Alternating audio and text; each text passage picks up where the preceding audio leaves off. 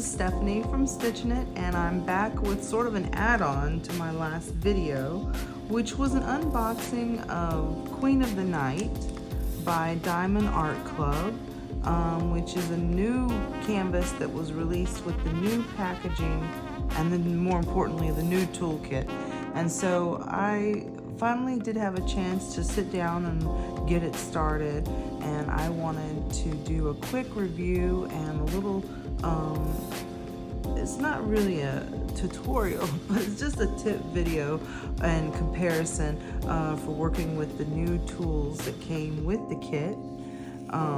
It really is a fantastic upgrade as far as something that you get, I don't want to say for free because I'm assuming it is included in the cost of the kit, but I'm saying it is stuff that you would actually use. So I first wanted to talk about the pen. This pen comes with putty in it, and you can twist it up and it comes out of the pen, and it's just kind of a plain white putty. Here, let me show you.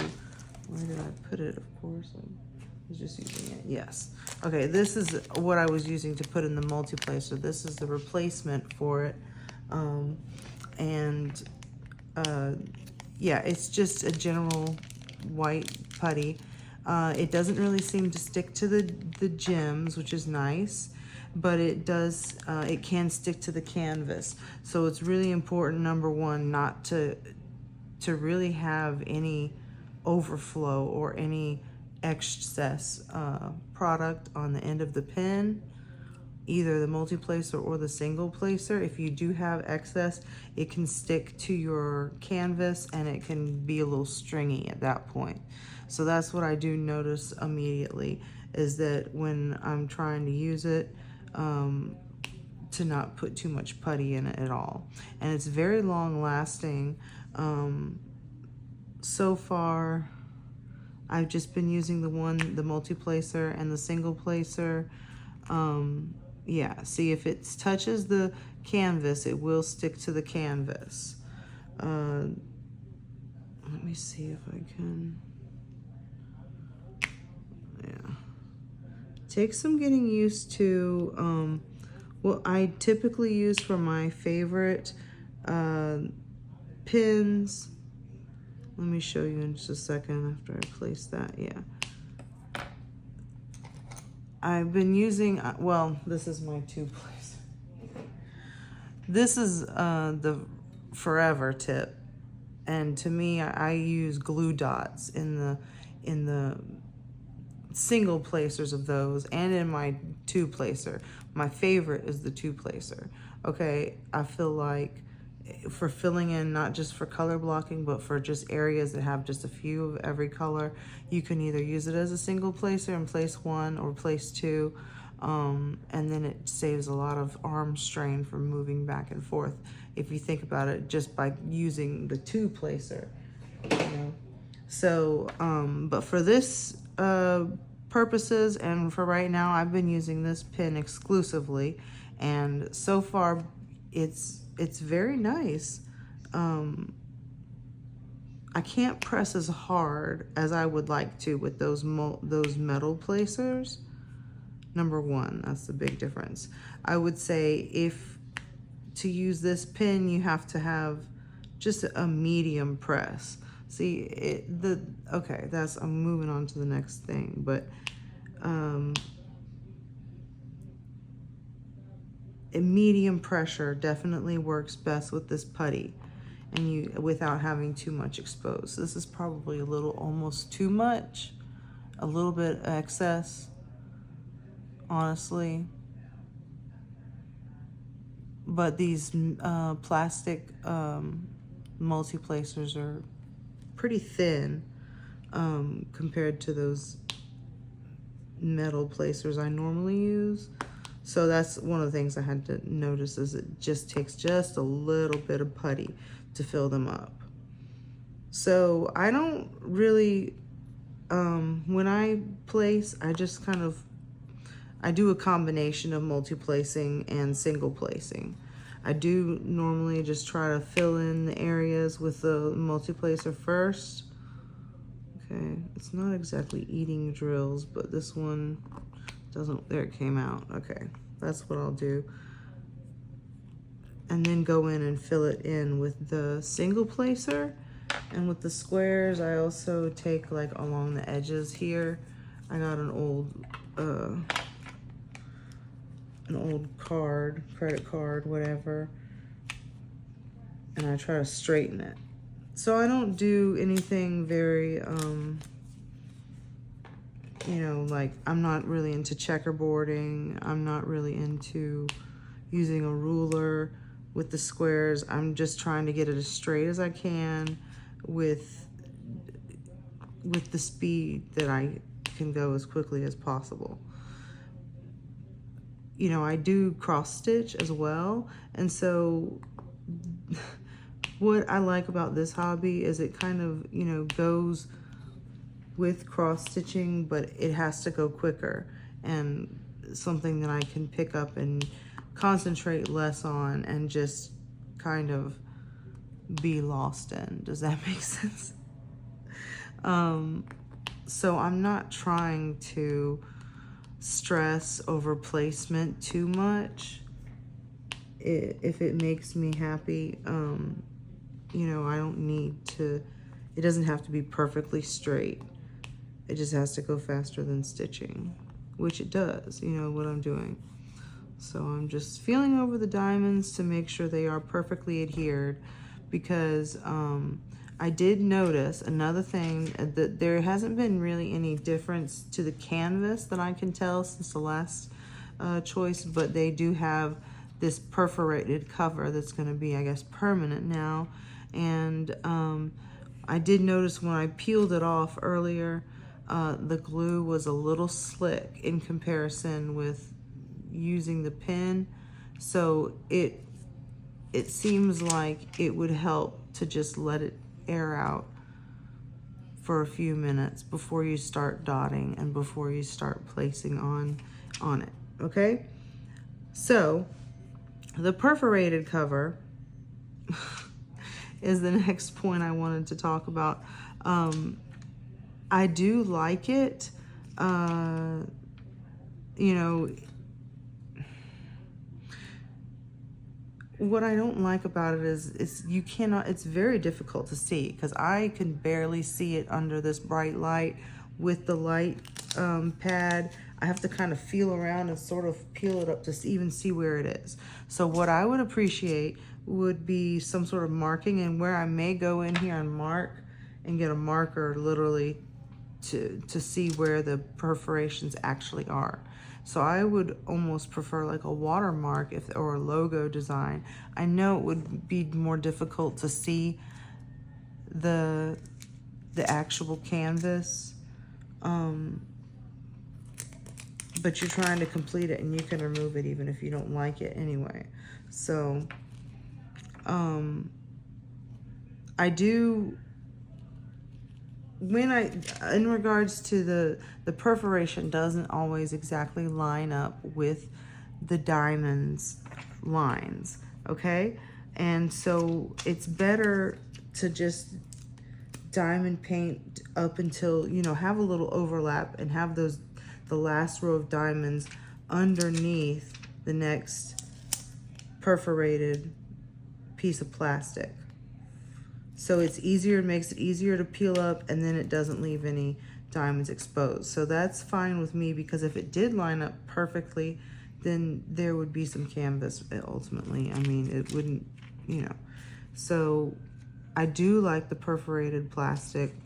That's the last, the last part of that. And then the tray. The tray is fantastic.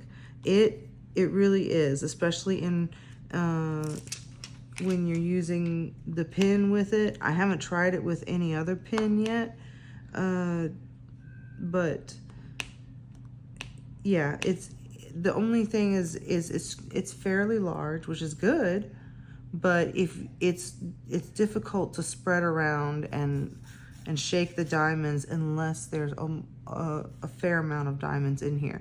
When it gets down to a little bit, something, you know, well, more than that probably, they don't shake very well on the tray. Okay, that is what I noticed. So if you're working on confetti pieces or any areas that you only need a few diamonds for, this tray is kind of, I mean, it's okay. So either what I would like to see, I guess, is either some sort of divider, but that's, you know, been done, but a divider available, or just a teeny tiny tray that could also be what they were calling like a collectible or something. Just a teeny tiny confetti tray that you could use. So that's the other color going on. This is just another one I had because I needed the second color. This is one of the glitter diamonds.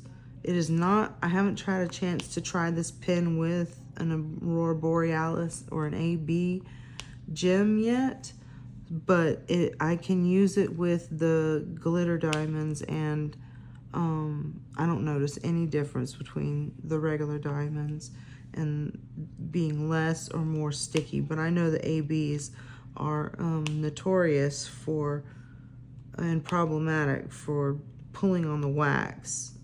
So I will get a chance at some point. I don't know where in the design the ABs will come, but I'll just have to try that out when I get there. So yeah. Now I've just been using the multi-placer on this pin, the one that came with it, which is, I think, is a 4-placer. Let's see if I can get that. Okay, a 4-placer, but it also came with this one, which I think is a 6-placer or maybe a 7-placer. I can't really tell. I think it may be a 7-placer, but I was gonna show you how to fill up this multi-placer, how I would do it, or replace a tip. So I kind of, it's not a twist tip necessarily, but I feel like instead of just pulling it out, you're gonna get a little bit less stress on the pin and the tip if you twist it when you're pulling it out. So that was the 4-placer that was in there. And then this is the 7-placer, and you can push and twist this in too. And then we've got extra putty over here. And it really doesn't take much. I'll show you how I fill it up, so you can see. I usually take enough just to cut off just a little bit on the edge, okay? That will mostly get it. And see this, I'll show you what it did. It didn't quite get to the end, but I'm telling you, I would smooth it out. Probably, okay, we can use a little bit more because we don't want it, like I said, to overfill. So I'm gonna push down on the very edge and just kind of scoop it in there, scoop off the edge, see? And then use my finger to kind of, now I'm not going to make the mistake with the other one this time and overfill. These things are pretty shallow. I'm actually just gonna take a little bit of the extra that I was having an issue with, put it in this multi-placer. So it goes in there really well. One of the things I do notice with the metal multi-placers is it can be difficult to get your product to stick to the metal inside the multi-placer. So the plastic doesn't have that same slick thing. Okay, so this, and then I always take it and I push it on the edge of the canvas. Just if there's any excess, there will be, but I really did not put any excess in this one because I don't want it to interact with the canvas at all. So let's see how I did with this one and how many gems are supposed to be. Okay, so I missed one, but that's 1, 2, 3, 4, 5. So it is a 7-placer. I only picked up 6, but nice. Okay, so that's nice and straight. And so I'll show you again. There's 7 on there. That's how many are supposed to be on there. Okay. Sometimes I just, yeah, it's not sticking. It doesn't stick to the gems. So that's very good because it makes it easier to just kind of move them around and adjust them where they are. And it's leaving the imprint on there, which is good. Yeah. Okay, so the only thing about this pen that I don't like is that it's very slick, okay? Those, what were they called? Those little foam cushions that came with the other ones, you know, the squishies. This is very slick, so I would like to see some sort of cover available for it, at least to buy it. So, you know, because I'm saying, like, if you put any pressure into it, your hand is at risk of sliding on the pen, it feels like.